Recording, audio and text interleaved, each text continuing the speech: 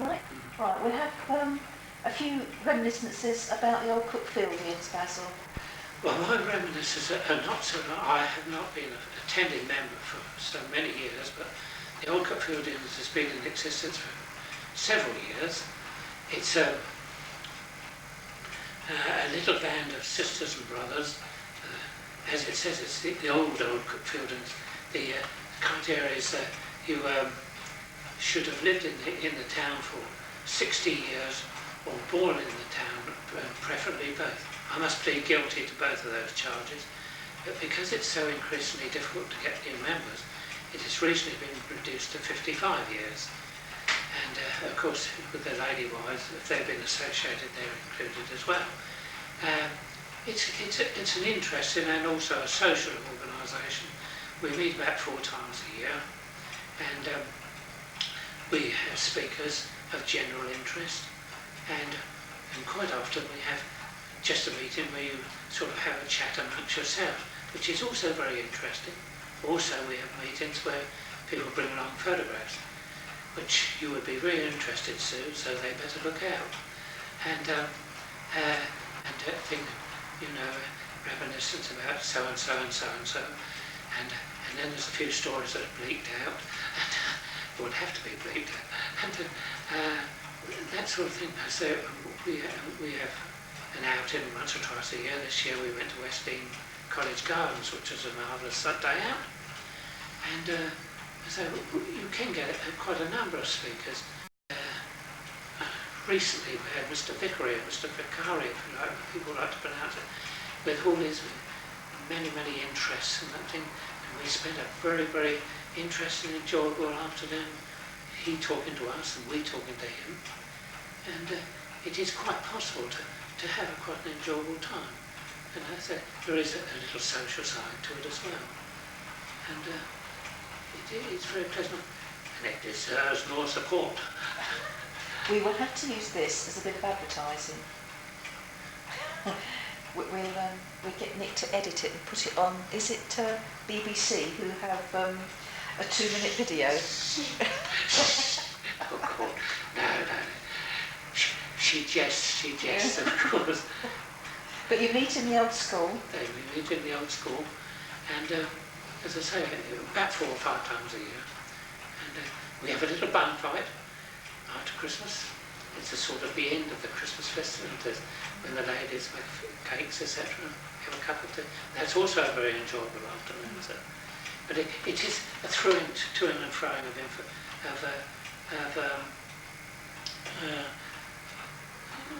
all people. I was talking the other day in Haynes Heath, and there was a chap there who lived just down the road from me, a very large family. Unfortunately, he and one of his brothers are the only people that are remaining.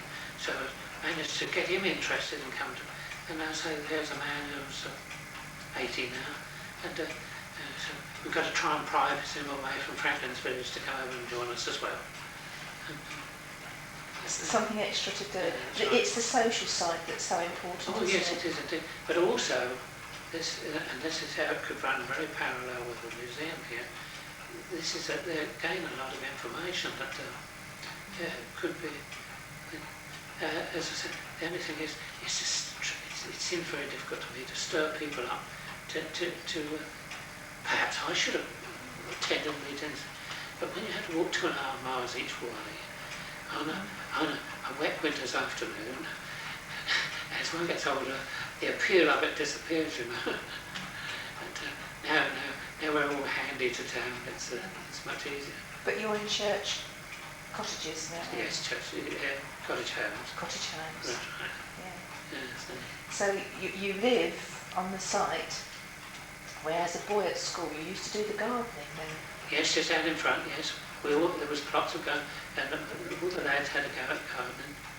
Surprisingly, I never wanted to be a gardener after that.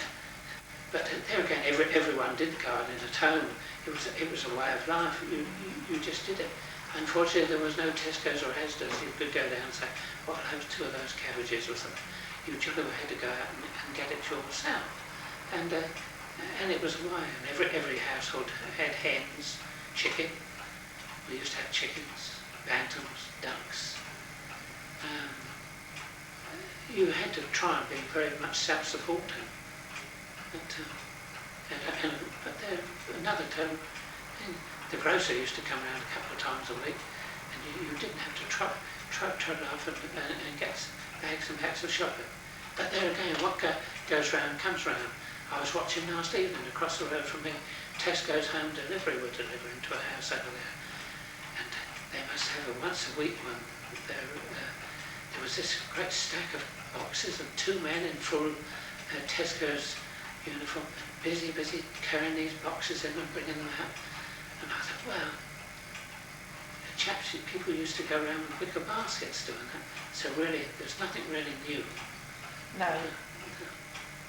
Did you ever have the rag and bone man coming round? Oh yes, we used to have a rag and bone man used to come round, even in the sort of rural parts of Cuckfield.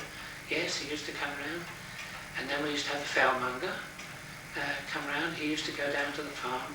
He used to come and collect the skins. My grandfather used to slaughter a lamb every Saturday for the house. And it had to be skinned, of course, and hung up to dry. And all the fat scraped off. That used to be an early job I used to have, sorted.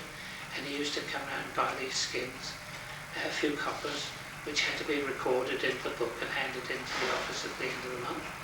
And if a sheep should die, and the carcass, something which is very much in the domain of farmers now, the hunt kennels used to come and take the carcass away. But they had to skin the sheep first, because you made a few coppers from the skin. That's how fortunes are made. And so that... It didn't go to your grandfather then? No, it didn't. It wasn't one of his perks? No, he didn't have those perks. The only perk he had when he used to sort them, he used to have the lights. And what are the lights? I don't think people would approve of it. It was the lungs. And he used to boil them. And then when they were cold, you sliced them and fried them. It was an acquired taste, but it was very nice. That and some nice mashed potatoes. But I don't think it would catch on very well today. And I don't know what the TV chefs would think of that.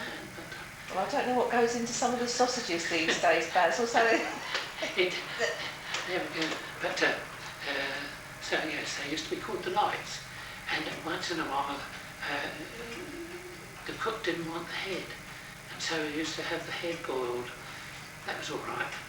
We won't get to the business about getting the eyes out, but they used to cut you off the gruel, because they didn't used to call that soup, they used to call it gruel, and but it used to be very good, and it used to be, boiled and boiled and boiled. And then it was let get cold, and it was absolutely solid, and then mind you, there was no refrigeration in those days, so it had to be used, and then it was boiled up. And I'm sure it was extremely bad for one, but it was jolly nice. What about a pig? Did you ever keep a pig? No, they weren't allowed to have a pig. We used to have one or two pigs down the farm. They were kept principally to eat the swill from the kitchen to the house.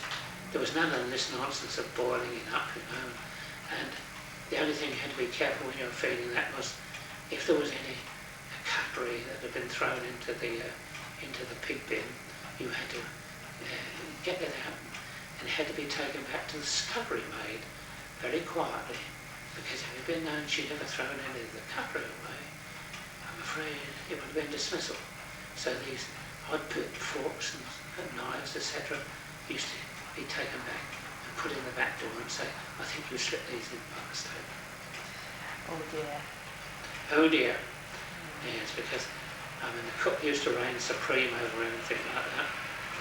And she'd shout at her grandfather, I could do with a dozen eggs. Then another little story. So we went back down to the farm, used to keep the chicken in large houses, which used to be, and they used to run free, there was a very free range. Went in, there was these warm eggs, and used to have a little wicker baskets and put some hay into it, and put the eggs into it. Mind you, to make sure they were clean first. And I went back, and I stood at the door, and she said, the bar said, would you like a chocolate cake? And I went, yes, I would like a chocolate cake, thank you. And it was put in the basket, and I went instead of going to the farm, I went home first, and my grandmother was alive then. I said, look what the cook's given me.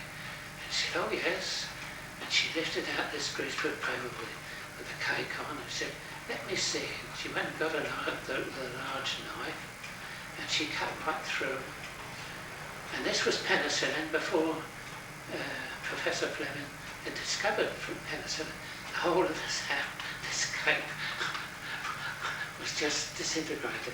He said, now you can go straight down the garden and give it the chicken straight away. And I went in the gate, and I can still see that cockerel running around with that chocolate cake, which I thought we were going to have for our tea. And going back down the farm, my grandmother, you've been rather a long time. I said, well, I've been home first, and I told him a story. Well, that a teacher, there's nothing for nothing in this world. Stop. The story of the kitchen gardener and the asparagus. In the asparagus season, and because there were beautifully beds of asparagus at Basil Gardens, there was a ceremony of cutting the asparagus.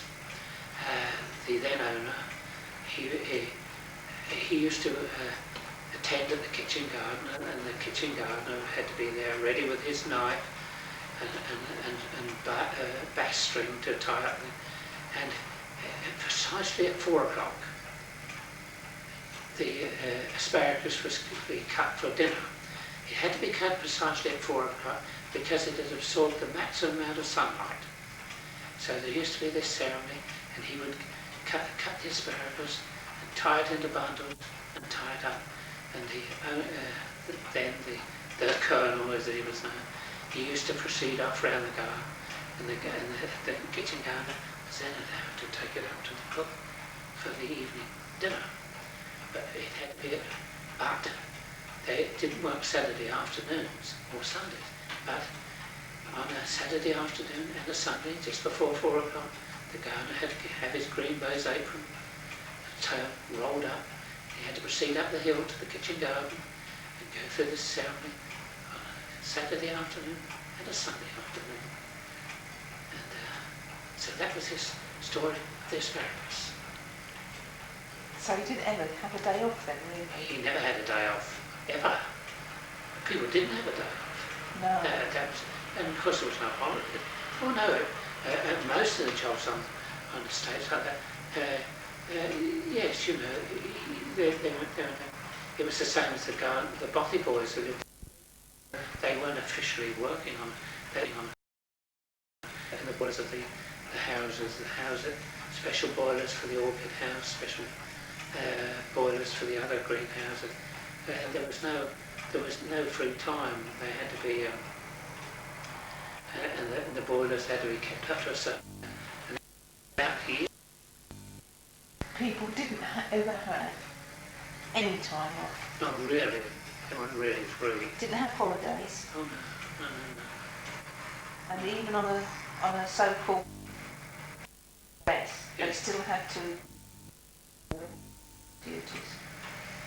And there were 2 chauffeurs there, and of course they were always on call. And of course on Sunday morning they were on call to come to church. One drove the colonel and his lady wife here, and the second one was selected maids who came in the back with their hats on and best dresses and gloves. They had to wear gloves, but none of the servants in the course of preparation of lunch, they were not allowed to come to church. They had to be on duty preparing lunch. And So did they ever go to church? Did they go to a different? Did they go to a? Well, church was happening, but it was compulsory for the housemaids and things like that, for their souls. And of course, when the chauffeurs came home, they had to go and check, because one of the duties of the chauffeur, they had a plant that used to produce electricity. I suppose that was DC, which was very large rooms with glass vessels and there were really batteries, and they had a generator which used to. But if the electricity was getting low, they had to sort of go to make sure that the lights never flickered in the house, and they had to top up these wet batteries, and they were large They were large vessels. They were about, well, they were about 18 inches cube, and they had the elements inside, and that's when they were topped up. That's how the electricity was supplied to the house. So were they in the cellar of the house, or were they in they that were in a separate building altogether. And so, but so it was no good them sort of slipping home and getting out their uniform. They had to make sure and go back and have this running. And I say everything worked like that. Were there many house fires through these generators? Well, I suppose there were some that never had any problems aboard it. Yeah. Because that was another thing. Perhaps more than once, but I can remember them coming. Everything, they were very much people who dealt with the Army and Navy stores, which was very much more upmarket as it was than it is today, because they had a lot of stores near Victoria Station, and they did all sorts of services for a state. And I remember when